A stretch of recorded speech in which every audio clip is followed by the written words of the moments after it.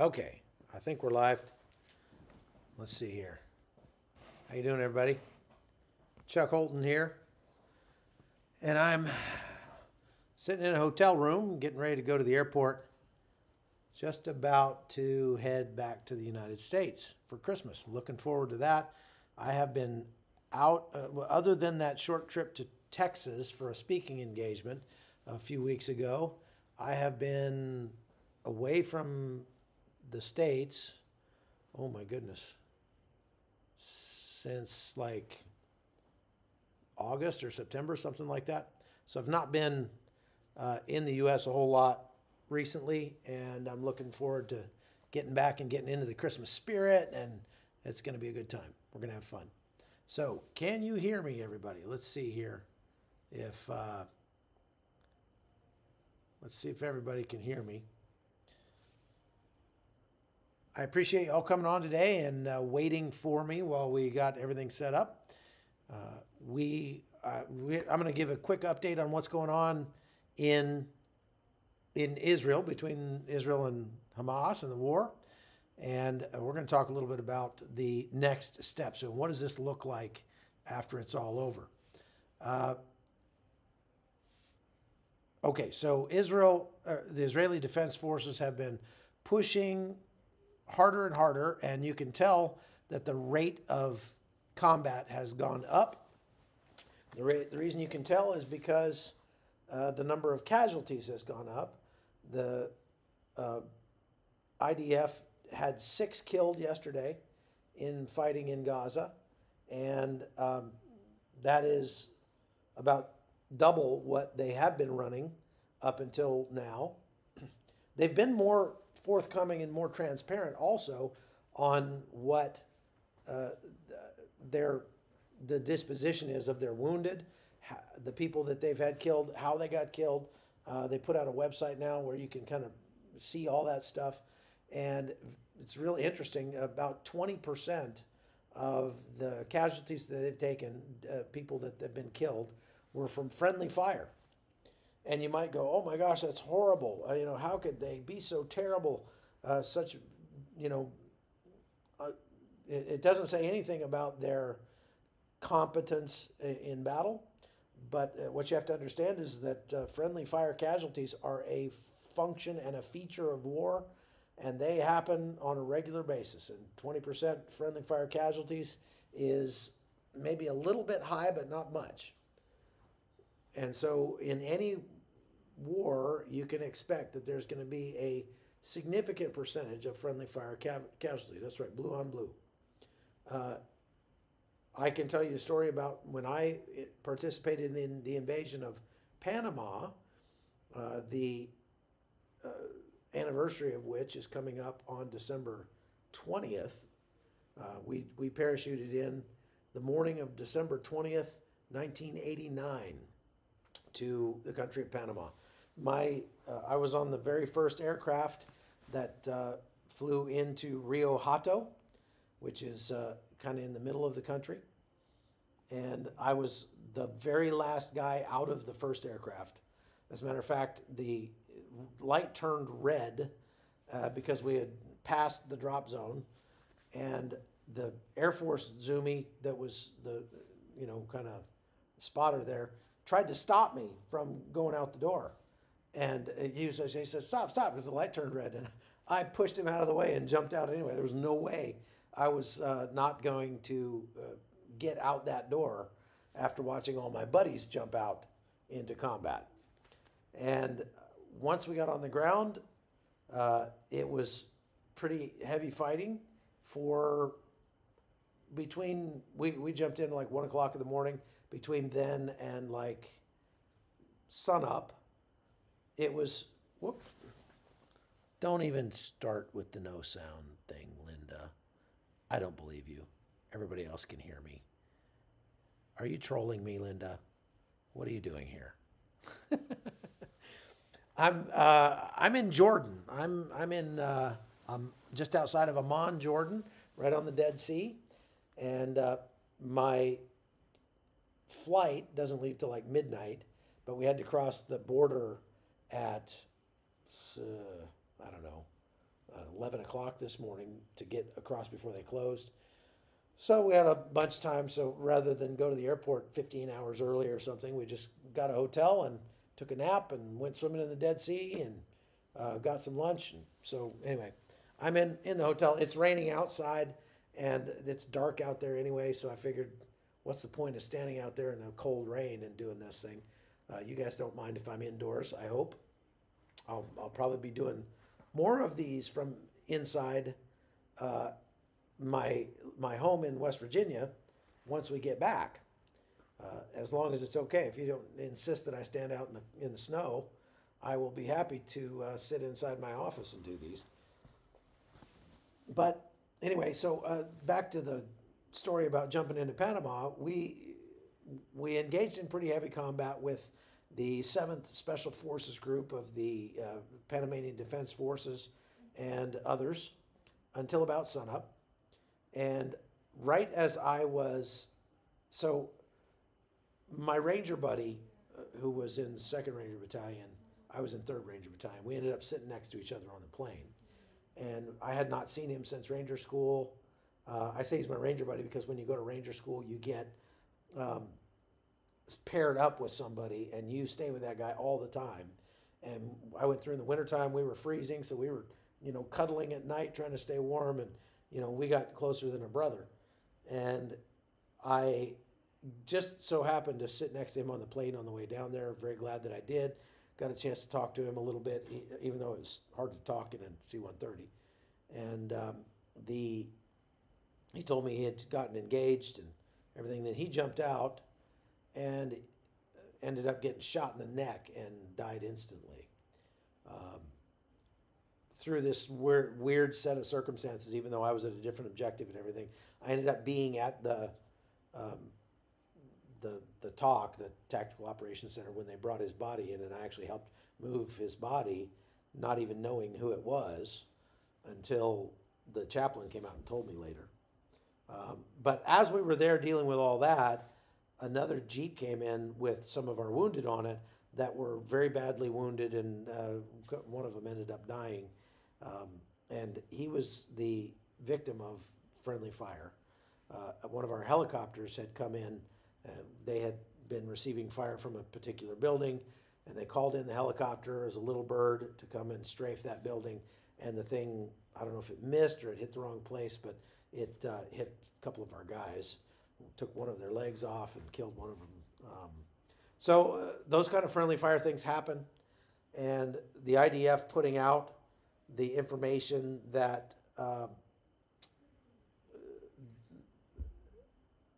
they had taken friendly fire casualties says that A, it's combat, so you can't hold that against them, but B, it says something very positive about the IDF, that they're starting to get it. They're starting to understand that the more information you put out, the better it will go for them. In the information battle space, we've had this conversation with the IDF guys over and over and over again. I actually made a video specifically for the IDF press people and had a lawyer friend of mine who knows people in high places in Israel to take that video to them, saying, you guys are losing the information battle because you are not willing to put out all the information. You have a righteous cause, so you have no reason to try to hide anything, even in the cases where one of your guys does something stupid or something illegal. You want that information to get out. It's going to get out one way or the other. And if it looks like you're trying to hide it, then it looks like you're complicit. But if a guy does something wrong, like that video that came out the other day of an IDF soldier that was trashing a Palestinian store, if you don't get ahead of that stuff, then it looks like you're okay with it. But if you put it out and say this man has been prosecuted and he's going to jail and he'll be kicked out of the IDF, then what that does is it shows the world that you're not afraid of the truth. And you definitely need to be doing more of that. So I think that they're starting to pick up on that, and rather than hiding the number of wounded they had, they're starting to put out, they put up a website so you can go see how many wounded they have. You can see what wounds they got. You can see how many dead and how they were killed. A couple of them were killed by accidental discharges. Now that is a very regrettable and avoidable mishap. Accidental discharge is where, you know, you're out there with your guys going on a mission and you got your finger on the trigger and you're not keeping your weapon off of your own people, and you trip, you get surprised, something happens, and you instinctively pull that trigger and you end up killing one of your own guys. That should not happen. And if that happens, the guy who had the accidental discharge should be court-martialed, should be definitely kicked out, because that just comes down to training. Now, I've seen a bunch of videos that were shot from from GoPro cameras strapped to IDF soldiers. I've watched a whole lot of those. And for the most part, these guys are pretty good. These guys, you'll watch them as they're doing, room clearing in buildings. So they're stacked up in a line and they're going with their weapons and they're moving through the building. If they have to move their weapon from one side of the hallway to the other and one of their guys is in the way, they will either go down and around him or up and around him so that they don't move their weapon right across his body. That's the right way to do it. And so they obviously do get training on firearm safety. So if they've got a couple of KIAs that are from accidental discharges, that's a really bad thing, and they need to deal with that. Brian Hanan says, I heard 20 hostages were recently executed. Okay, so that's incorrect in a way. What Hamas has said is that 20 hostages have been killed so far in the fighting. Now, at the beginning of the conflict, at the beginning of the invasion, Hamas said that 64 of them had been killed in the fighting, and there was no proof. And again, there's still no proof. Now, the IDF does believe that there have been a good dozen or more that have died in the fighting. And frankly, they are pretty pragmatic about the fact that some of them are going to have to die. Some of them are going to die. Obviously, they don't want any of them to die. They want to rescue them or get them all out. But they understand that the bigger objective is to make sure that this never happens again. And now there is a large movement of people inside Israel who are not on board with that plan, with pushing ahead with the objective of removing Hamas and getting whatever hostages out you can in the process. They want the primary objective to be the release of those hostages, even if it means not accomplishing their goal to remove Hamas. And this is a rift in Israeli culture and indeed with their allies, because if they don't remove Hamas, then you can pretty much guarantee this is going to happen again at some point. And so it's a terrible, terrible decision to have to make, but this is war. You don't have good decisions in war. There are no easy decisions, right?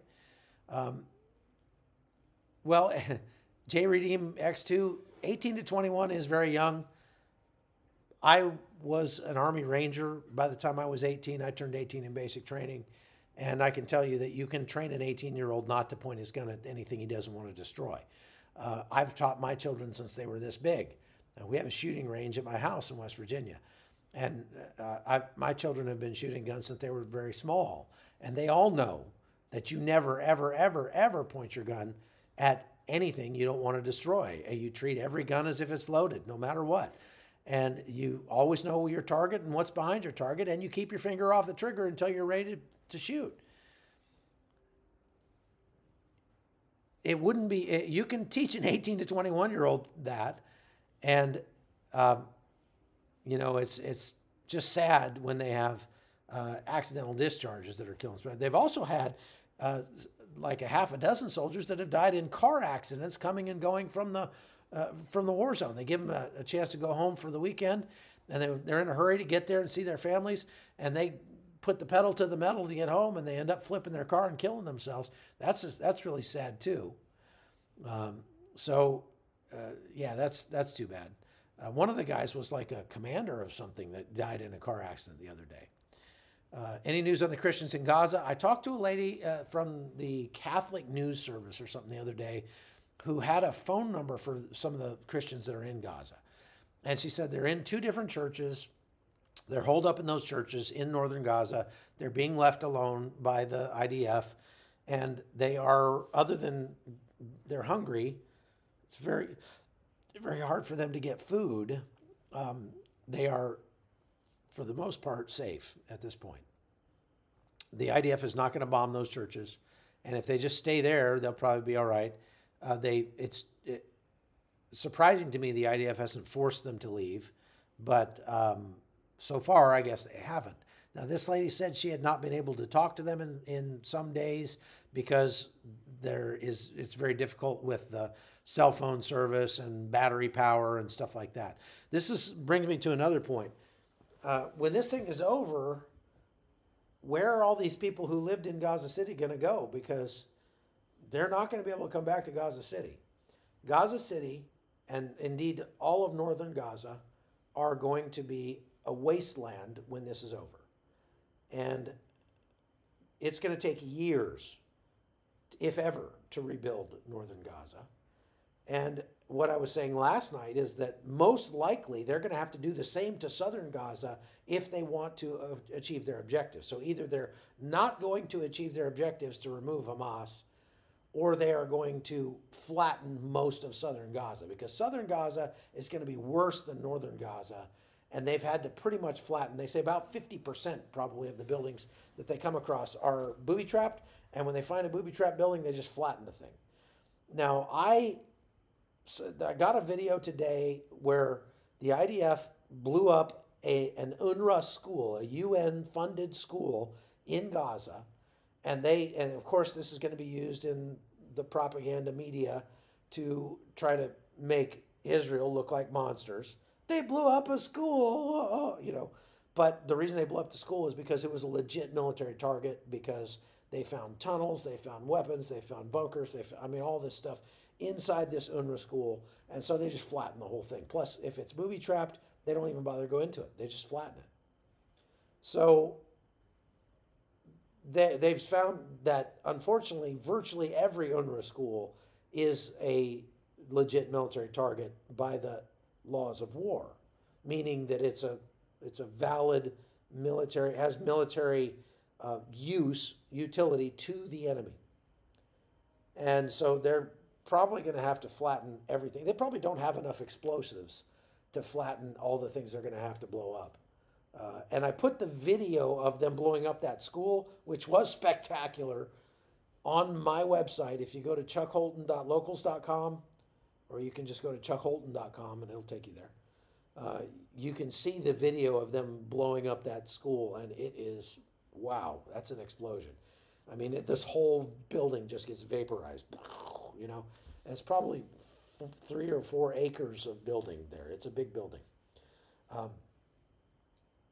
They're finding more and more as they push into Gaza and as they uncover more and more of Hamas's military dealings there, that UNRWA was almost a wholly owned subsidiary of Hamas. UNRWA being that UN Relief and Works Agency that the United States helps to fund and gives money to every year. And they have been used as recruiting platform for Hamas. They've been used as a storage platform for Hamas, and they've been used as and logistics hub, that sort of thing. And they've been used for training centers for Hamas. And they have proof of that. They're putting it out. Now, I've gone to the IDF and said, it's really nice that you're having your own people film this stuff and put it out. But honestly, I believe you, but most of the world doesn't have to, because you are one of the belligerents in this contest. And if you don't let people like me in there to independently verify that, yes, this is a UNRWA school, and yes, it's got Hamas utility, it's got Hamas stuff in it, then your word means every bit as much as Hamas's word means in the eyes of the world. That's really sad, but that's the truth. And so far, they have not let me in, although they are letting other people in, I understand, starting just recently. So anyway, the bottom line is the IDF is getting better at being transparent with its information, and that's good. The next step, IDF, if the spokesperson is watching, is to start allowing independent third parties in there to verify what you're saying. And if you don't do that, then you are not going to win the information war. You just can't. You just can't win it. Okay? Yeah, the UN is voting on another ceasefire resolution today. They're going to keep pushing Israel to do that more and more and more. And mark my words, you're going to start to see threats of, and maybe action of, sanctions against Israel if they don't do it. They are going to, that pressure is not going to stop. And so, like I said yesterday, Israel is sort of painting itself into a corner here because the rate that they're going now, they will not be able to destroy all the things that are associated with Hamas in Gaza before the pressure gets too great on them, and they will have to stop. Now, Bibi Netanyahu says we're not going to stop until it's over, but he probably wants this to go on as long as possible, because once this is over, Bibi Netanyahu may very well himself be over, because now there's information coming out that he agreed to allow Qatar to ship literal suitcases full of cash through Israel into Gaza to give to Hamas, because Netanyahu's thought was, if we just give them enough money, we'll placate them and they'll leave us alone. And instead, they used that money to build up their military capacity and attack Israel. And Netanyahu's going to have to pay for that. He's probably going to pay with his career. And I hate to say it, but the more I learn about Netanyahu, the less impressed I am with that guy. Okay. So, well, I could be the best spokesperson for the IDF if they would let me report on what they're doing. Every time I call them every day and like, give me something to report. And they're like, you can come to this briefing. And I'm like, I'm making television. And they're like, well, you can't film it. So I can come to a briefing that I can't film. How is that going to help me? How's that going to help you? I mean, they're maddening, okay? Were the tunnels in Gaza a surprise to the IDF? No, they were not a surprise.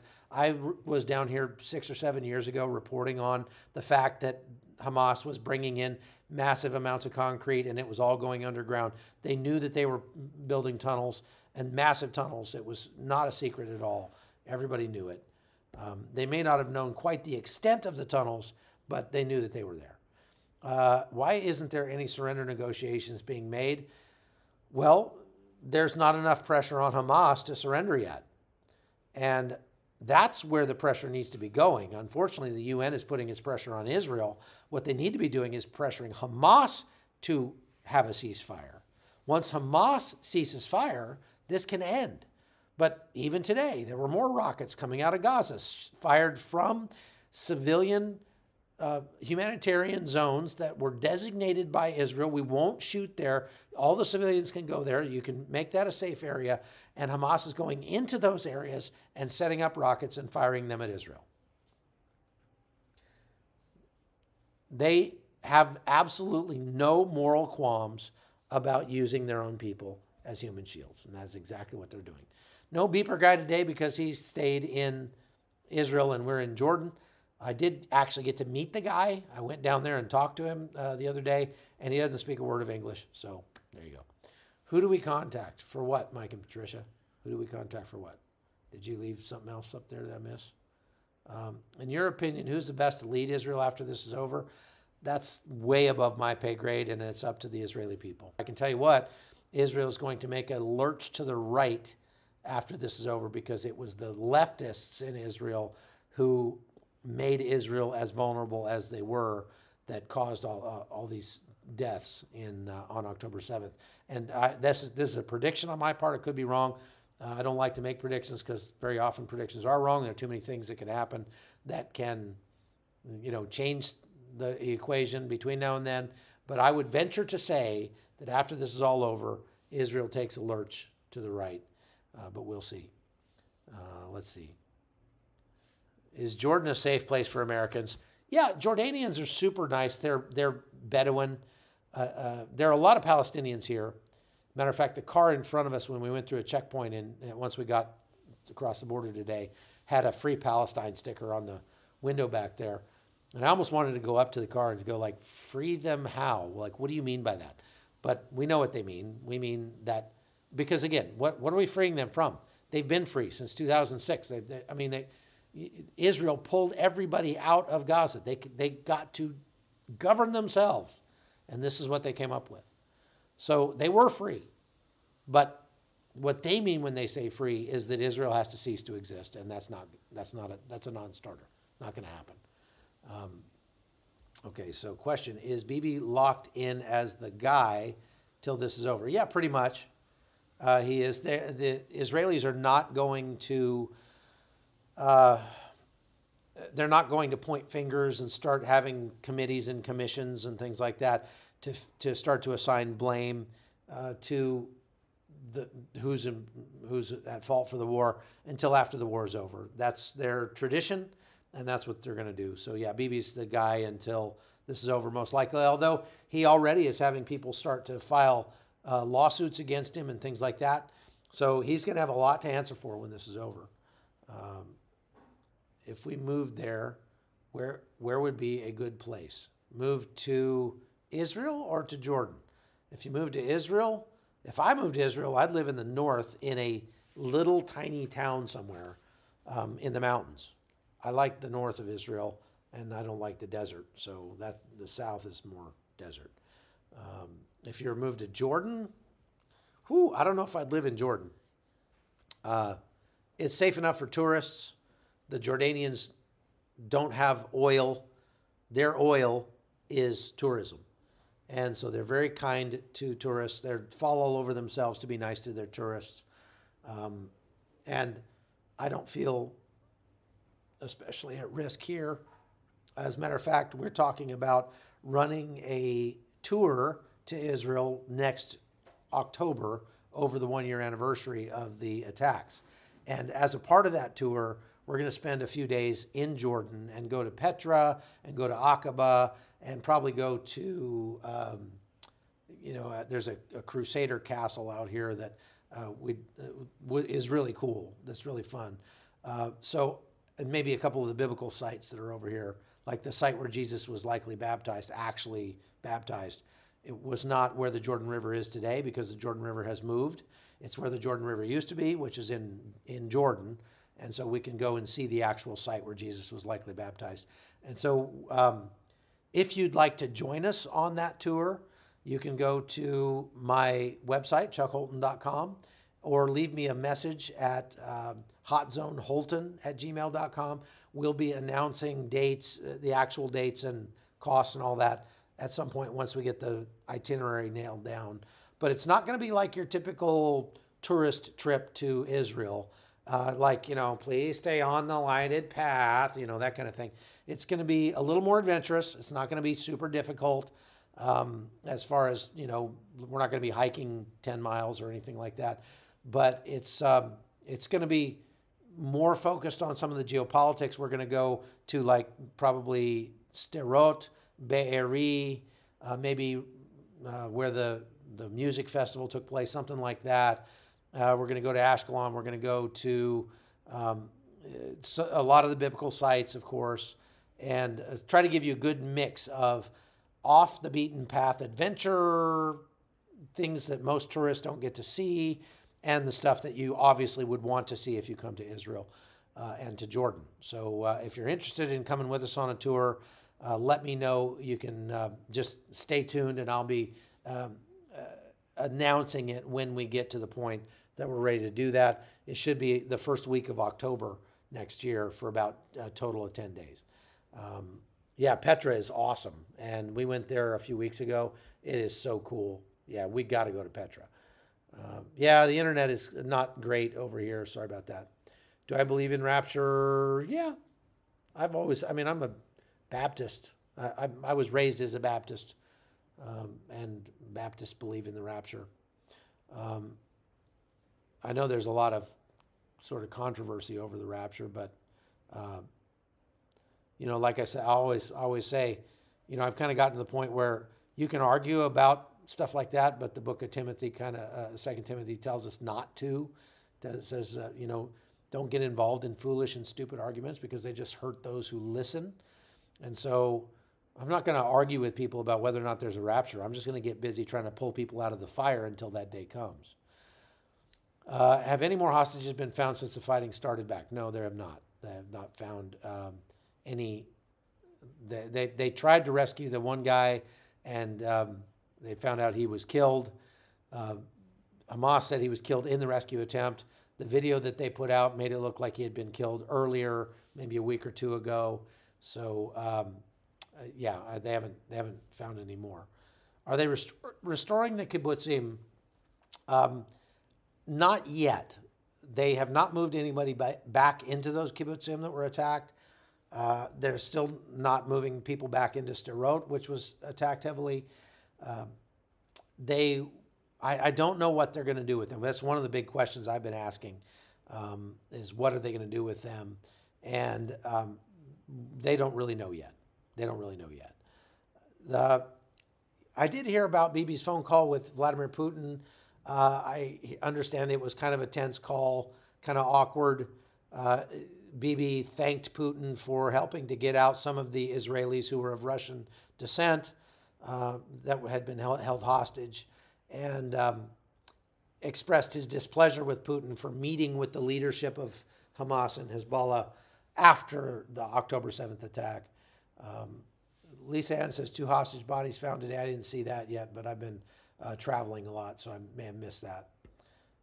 Petra is supposed to be the place where Jews go to escape in the second half of the tribulation. That's correct. And there are a lot of people that believe that. And I've even been told that there are groups of people who are stockpiling stuff in Petra for that day. When you go there, you can really see how this would be a great place to go during the zombie apocalypse, because there's, it's just very, very secure place, and there's only one way in and out, basically. There's a back road, but anyway. Where is Petra? It's in southern Jordan, and it is about 2 hours drive from Aqaba, near Wadi Rum. And we will definitely go 4x4ing in Wadi Rum if we do this trip, because that's a blast. Wadi Rum is really cool. It's a beautiful, beautiful desert. There are Christians who are doing that in Petra. Okay. All right. How do we get onto this whole rapture thing? What will be done with Hamas prisoners, Karen? It'd be helpful if you're asking a question, folks, to put it in all caps so I can easily distinguish it from the comments. Karen, they are taking those Hamas prisoners and putting them in prison in Israel. And they've arrested like 2,500 of them just out of the West Bank since this thing started. And so they're going to have thousands and thousands of prisoners. And it's going to be a drag on Israel, for sure. It's where they filmed the Martian movie in Jordan. Yeah, Wadi Rum is where they filmed the Martian movie. That's right. How is the flooding of the tunnels progressing? Not as fast as it should, from what I'm told. They are still apparently trying to flood the tunnels, but they could be doing more if they would commit to it. But they're sort of half-heartedly flooding the tunnels. Don Cooper, when do I think the war will end? I think it will literally be a year if they are allowed to go that long. But again, the pressure from the world is getting more and more every day. The real answer to that question is, when we get to a point where the pressure from the world equals the pressure from the Israeli people on their government to continue the war, and the pressure of the world is to stop the war, then the war will probably stop. When that day comes, could be months in the future, but if they were allowed to do what they have to do to get rid of Hamas, it would take more than a year. I guarantee it. 2,500 did not surrender. They have had hundreds and hundreds surrender over the last few days, but I'm talking about 2,500 have been rounded up and arrested since October 7th.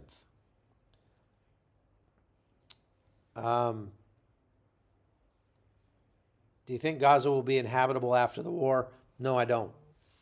Steve, I really do not. If you look at what's happening with northern Gaza right now, it's not going to be inhabitable. It's barely inhabitable. I mean, there's no services, no water, no electricity. Everything's wrecked. It's not going to be livable until they spend billions of dollars rebuilding it. And I bet you can guess who's going to be on the hook to pay those billions of dollars. And it's not going to be the Israelis. It's going to be the United States. Has the hostage situation kept them from flooding the tunnels fully? I don't think so, Karen. I think they realize that, they're not just going to leave the hostages in the tunnels to drown. They would get them out because the hostages are worth a lot to Hamas. It's their only bargaining chip. So they're going to, as the water comes up in the tunnels, they're going to take the hostages somewhere else if the hostages are in the tunnels in the north. Right now, they're not flooding the tunnels in the south. They're only flooding the tunnels in the north. And again, you're talking about hundreds of miles of tunnels. So it'd take a long time. It's not like the water's just going to come up really fast before you could get out. It's going to come up slowly. And a lot of it's probably going to just seep into the sand, into the soil. So it's going to take a while. And they needed bigger, much, much bigger pumps in order to really make this work. And they need a bunch more of the pumps in order to make it work. But they're sort of, they need to make a decision how committed they are to doing that. God has been at work for the last 3,000 years. Christians want to... Will UNRWA be held accountable for all the money they have given the terrorists? No, I doubt it. I doubt they will. Because UNRWA is the UN, right? The United Nations would have to be held accountable. Maybe if Donald Trump gets reelected and he just says we're defunding the United Nations, I could see him doing something like that. But would you expect a Democratic president to defund the United Nations? No way. No way in heck. That's not going to happen. Why isn't the world concerned about the war in Ukraine? Yeah, we hear nothing anymore. Well, I think because it's very expensive. And, of course, the Russians have... The only battleground that the Russians have consistently done a good job at in the war in Ukraine is the information battle space. And the Russians have been losing this war on the battlefield pretty much from the start. And when I say losing, I mean losing tremendous, profane numbers of men. They've lost about half of all of their armor. All the armor that they had that was functional is now done, is gone, blown up, destroyed, or captured by the Ukrainians. The Ukrainians now have a military force that's something north of 750,000 men, and they need that many because Russia, is still just keeps throwing more and more guys. At any given time, Russia probably has 200,000 guys in the fight, and they're getting killed at a very fast clip, but they don't have any problem throwing more and more guys in to keep that number stable. And, some people have likened it to Russia is trying to drown Ukraine in Russian bodies. And so Russia's lost hundreds of thousands of people, of their soldiers in Ukraine. It's not gone well for Russia in any way, except they've done a good job with the propaganda war. And the proof of that is that many of you watching actually believe that there were bioweapons labs in Ukraine. If you believe that, you have been a victim of Russian propaganda because there were not bioweapons labs in Ukraine. If you want to argue with me about that, then I know that you've been duped by Russian propaganda. I'm sorry to say that. I'm not trying to insult anybody, but I very, very strongly pursued that lead at the beginning of the war. I went and visited the sites of the Ukrainian labs that had been funded by the United States. There were 15 of them that were funded by the United States, and the U.S. had their addresses on their website. And so I got the list of addresses and I went and visited some of them. And they were veterinary clinics and universities and not bioweapons labs. Now, biolab is different than a bioweapons lab. And I just had a long conversation about this on my podcast over on the Hot Zone. If you want to go watch my podcast over on the Hot Zone with Chuck Holton, you can go and look at what I said about that. And there's even a video you can find if you go to my link tree, which is just linktr.ee/Holton. There's a link to a specific podcast that I did on YouTube where I went and visited one of the biolabs that the United States had helped to pay for in Ukraine and found that it was not a bioweapons lab. And it would be absolutely ridiculous to believe that we would be building bioweapons labs in a country that was as corrupt as Ukraine was at that time. Okay, let's see here. So yeah, people are not talking about the war in Ukraine because they're very focused on Israel, but actually the interest in Israel is starting to wane now. And that's unfortunate, but it's just the truth. People are, because it was out of the ordinary when the attack happened on October 7th. That was tremendously off the radar, out of the ordinary. But now what we're seeing is the IDF is pushing further into Gaza. The IDF is bombing things in Gaza. There's arrests happening. There's rockets flying. And all of that is becoming normal.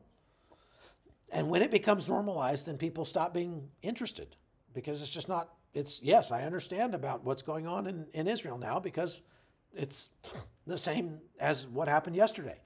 And there's the same in Ukraine. Yes, I understand about what's happening in Ukraine. They're still at war with Russia. That's about all I need to know because nothing's really massively changing over there. Now, both Ukraine and Russia are teetering on the edge of collapse at this point in their fighting.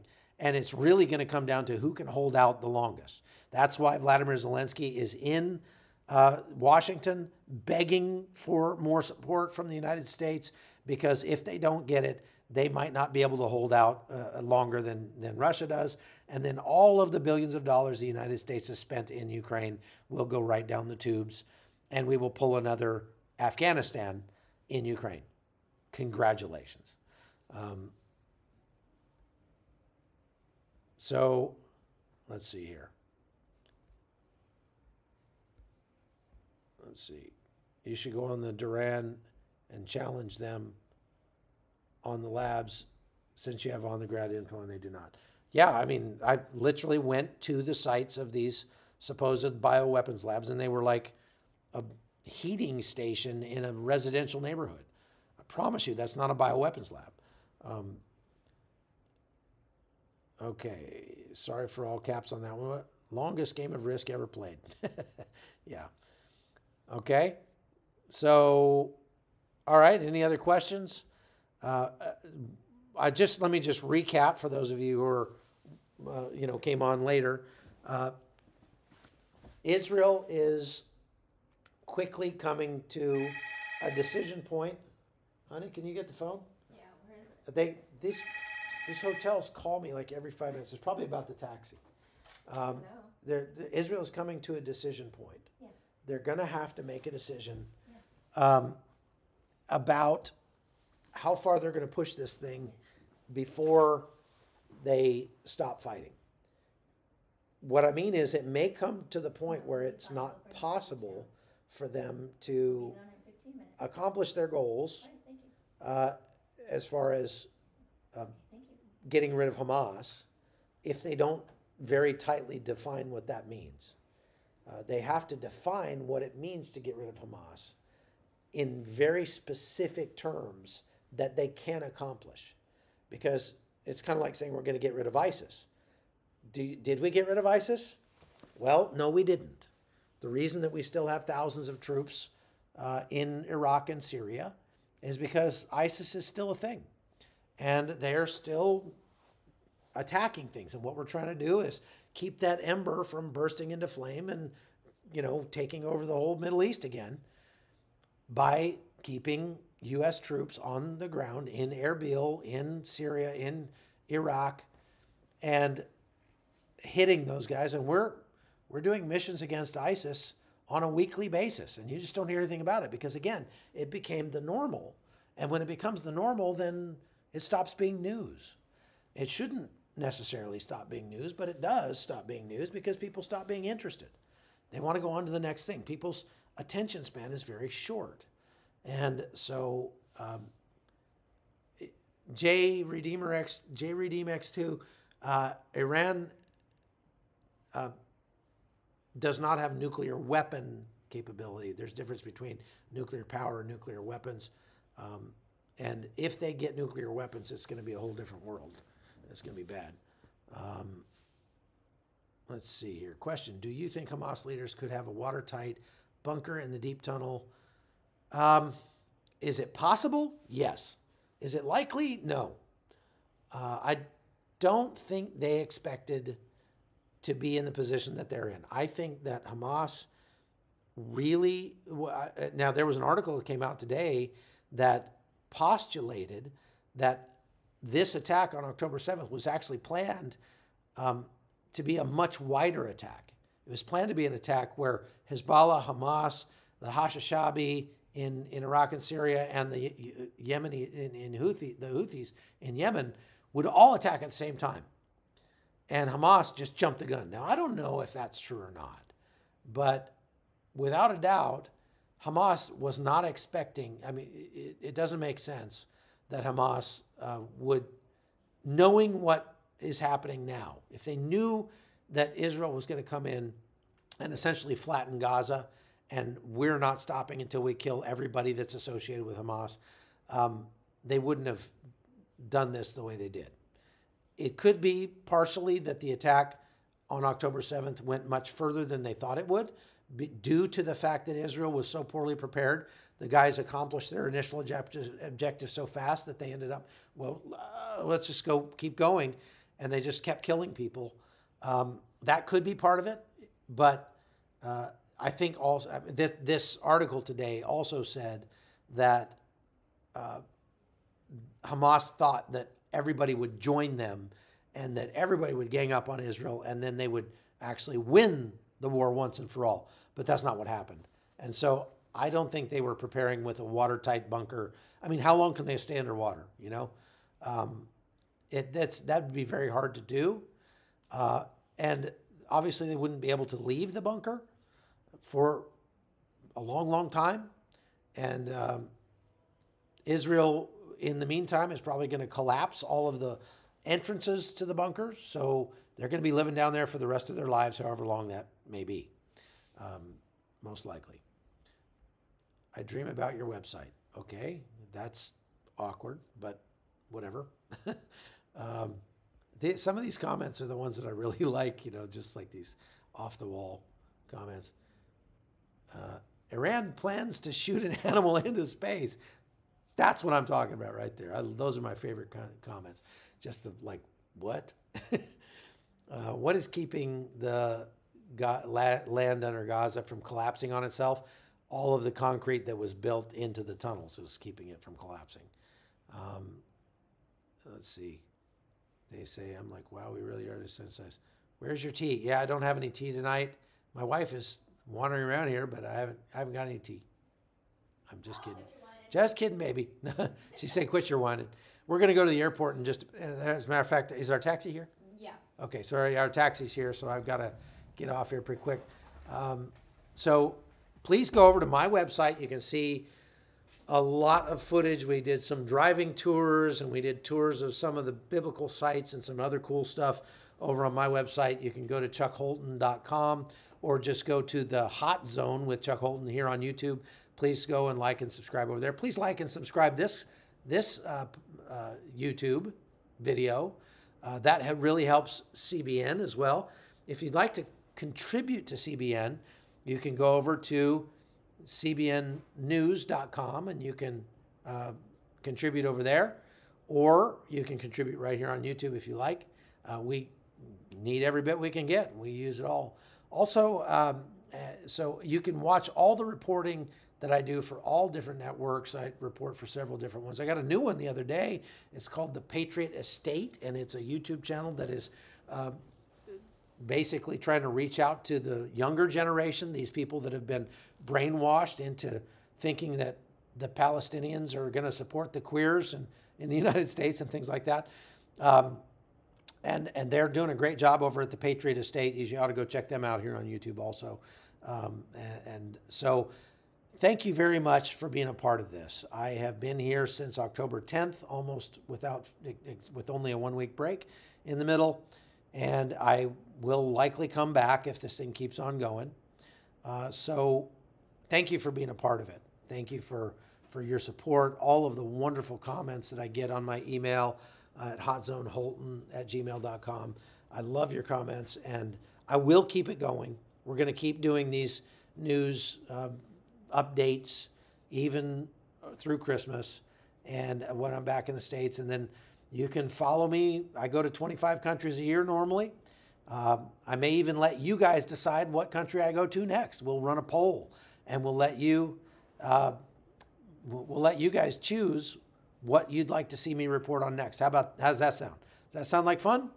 Maybe a couple of you might even be able to come with me. We'll see. Anyway, Merry Christmas to all of you.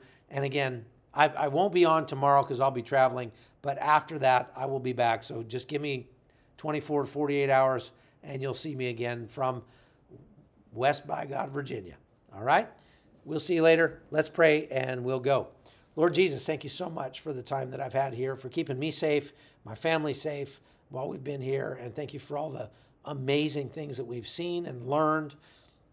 Lord, my heart breaks for the people of Israel and for the people of Gaza.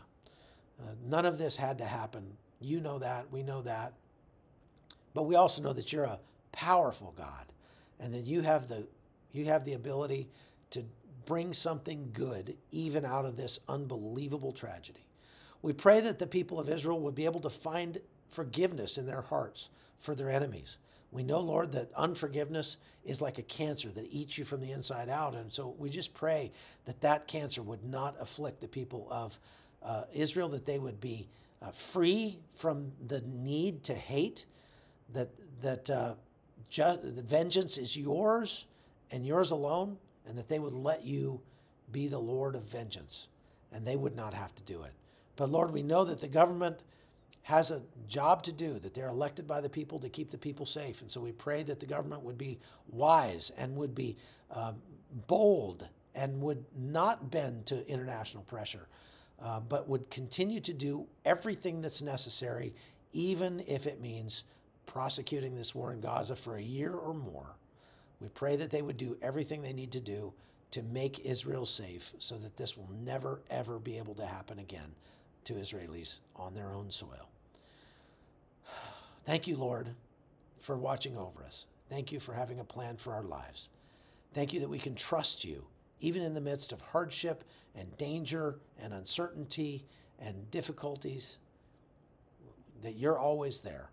And that's what blessing is all about. So we thank you for that, Lord. In Jesus' name, amen. All right, folks, thanks again. Merry Christmas. We'll see you later. Bye-bye.